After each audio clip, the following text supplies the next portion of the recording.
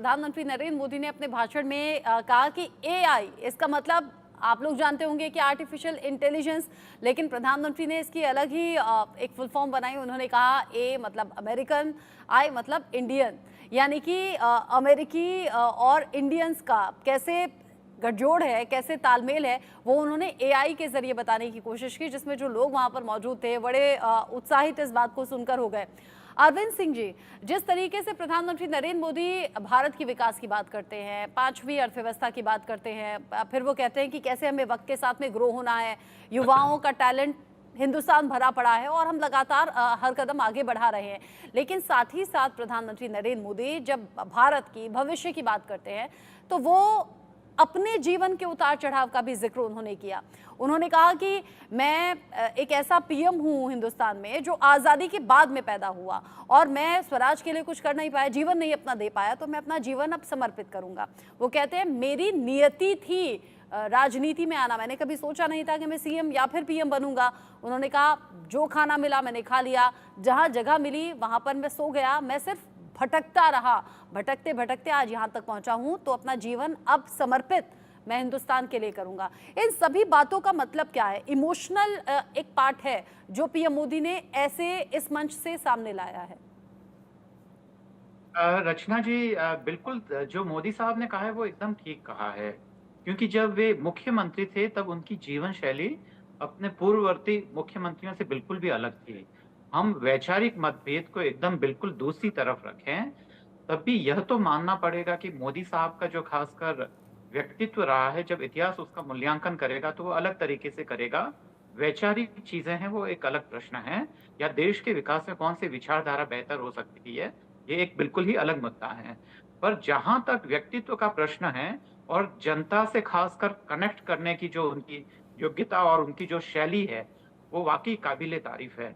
एक दूसरा ये है कि हम मूल मुद्दे पे अगर आके बात करें और उससे प्रधानमंत्री जी को जोड़े, तो यह तो मानना पड़ेगा कि उस क्वेड की मीटिंग में या जो वहां अमेरिका के जो दूसरे जो राष्ट्राध्यक्ष आ रहे हैं, उनमें और मोदी साहब के पहनावे में काफी मूलभूत फर्क है और वह भारतीयों पे भी लागू होता है। दरअसल बाकी सारे लोग टाई और कोट सूट पहन के आते हैं, जो एक तरीके से पूरे ही विश्व के जो वेस्टर्नाइज होने और उस विचारधारा को मानने का संकेत है। वही मोदी साहब जब स्वदेशी पहन के जाते हैं तो वह एक सेल्फ आइडेंटिटी का भी प्रश्न है। तो वह भारतीयों को कह रहे हैं कि दरअसल आज अमेरिका अगर उन्नति कर रहा है तो उसमें अमेरिकन इंडियंस की काफी बड़ी भूमिका है, जो उन्होंने हम्म। कहा भी। और वो ये कह रहे हैं कि दरअसल भारत की प्रगति को कोई रोक रहा है तो वह आतंकवाद है। आतंकवाद का वह जिक्र कर रहे हैं, 26/11 का वह जिक्र कर रहे हैं, पठानकोट का ये, और सबसे बड़ी बात ये कि वह साझा बयानों में आ रही है ये सारी चीजें। चीन के साधने का जो है वह कहाँ से हम कर पाएंगे, हम क्या क्वेड से करेंगे या ब्रिक्स के माध्यम से कर रहे हैं। भारत अभी रास्ता तलाश रहा है। ऐसा नहीं है कि भारत पश्चिमी देशों पे पूरी तरीके से निर्भर है।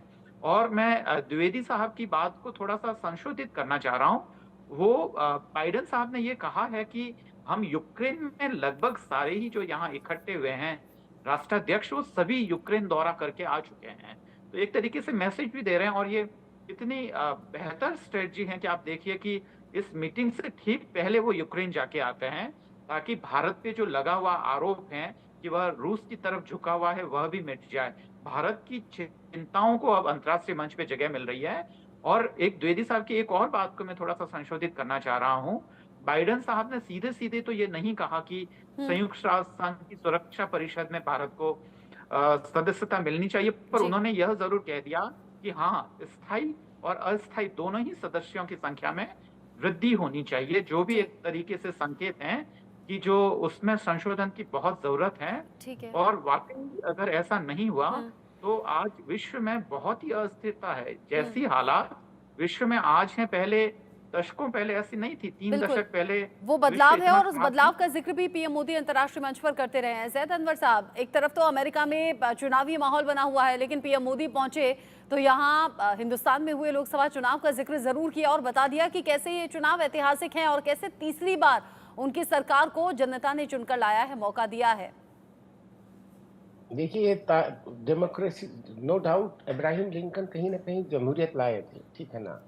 और इंडिया दुनिया का सबसे बड़ा लार्जेस्ट डेमोक्रेसी कंट्री है। तो इंडिया को हर आदमी एक दूसरे नजरिए से देखता है। नजरिया अच्छा ही होता है, जमहूरियत जहाँ होती वहाँ नजरिया चेंज हो जाता है।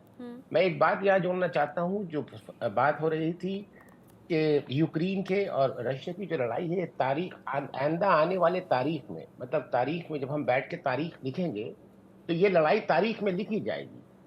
तो जब तारीख में लिखी जाएगी, दुनिया के तमाम प्राइम मिनिस्टर, दुनिया के तमाम लीडर वहां जाना जरूरी समझेंगे। देखिए, मैं मेरे पॉइंट ऑफ व्यू से बात को समझिएगा। मैं नो डाउट मोदी जी की काबिलियत पे कोई शक नहीं कर रहा हूँ, मगर उसी दौरान दो लड़ाई हुई है पूरे दुनिया में। एक फलस्तीन की, इसराइल की लड़ाई हुई थी, ये तारीख में नहीं लिखी जाएगी। आज से 20 साल बाद हम तारीख लिखेंगे, तारीख में ये फलस्तीन और इसराइल की लड़ाई नहीं लिखी जाएगी, मगर ये तारीख में लिखी जाएगी। हाँ। और जो तारीख में लिखी जाती है वहां तमाम लोग जाते हैं। अब आते हैं बात को मुद्दा पे लेके, एक बात और जोड़ते हैं यहाँ पर कि चाइना बड़ा हो रहा है। बड़ा हो रहा लफ्ज नहीं आ सकता, China is growing already, he become big, वो बन चुका है बड़ा। तो वो भी एक बहुत बड़ा मुद्दा है ब्रिक्स के साथ साथ, ये मीटिंग के साथ साथ। हाँ। इनकी बात से मैं सहमत हूँ। अब आते हैं जमहूरियत। कहीं ना फिलिस्तीन कहीं के ये राष्ट्रपति से भी तो मुलाकात इलेक्शन हुई है। नहीं, आप पर बात पे गौर नहीं की। जी। तारीख पे क्या लिखी जाएगी? जी। जब आप किताब खोलिएगा, तारीख पे ये लड़ाई नहीं लिखी जाएगी। तारीख पे ये लड़ाई लिखी जाएगी, क्योंकि ये लड़ाई चली आ रही है 1952 से। तो ये तारीख पे नहीं लिखी जाएगी। जब आप एक बुक खोलेंगे, आईपीएस जब बुक पढ़ता है, उस पर ये क्वेश्चन आएगा आने वाले फ्यूचर में, मुझे यकीन है। अब आते हैं मुद्दे पे। आज अमेरिका में जो माहौल, आज अमेरिका में पूरे माहौल चेंज हो चुका है अमेरिकन का, और इंडियन कहीं ना कहीं एक फैक्टर रखता है आज के दिन पूरे अमेरिका में। और कहीं ना कहीं 6 लाख लोग स्टैंड बाई है वीजा के मामले में। हाँ। जो B1 B2 के वीजा पे रुके पड़े हैं, इनका वीजा इमिग्रेशन स्टेटस क्या होगा, ये भी एक सवालिया निशान है। तो ये तमाम चीज अमेरिका में आज अमेरिकन इंडियंस, एआई के मतलब ये नहीं आता है अमेरिकन गोरे और इंडियन दोनों साथ हैं। यानी अगर प्रधानमंत्री नरेंद्र मोदी अपने भाषण में किसी भी बात का जिक्र कर कंप्लीट बहुत अच्छी बात कर रहा हूँ, सुन लीजिए। उन्होंने क्या कहा? उन्होंने कहा American citizen, Indian American. AI के मतलब होता है इंडियन अमेरिकन। आज एआई अगर आया है, कहीं ना कहीं सॉफ्टवेयर इंडियन ने मेहनत करके लाया। इंडियन, कहीं ना कहीं दिमाग इंडियन है, आईटी सेक्टर इंडियन है, ये कहने के मकसद उनको वो नहीं कि गोरा और इंडियन साथ खड़े हैं। अब आते हैं कि आज इलेक्शन कहीं ना कहीं इंडियंस किस तरफ रुझान करेंगे। जब इंडियंस अमेरिका में होते हैं वो लेफ्ट विंग्स होते हैं, जब राइट विंग्स होते हैं। जब वो इंडिया में होते हैं लेफ्ट विंग्स होते हैं। ये भी एक रिसर्च हो चुका है।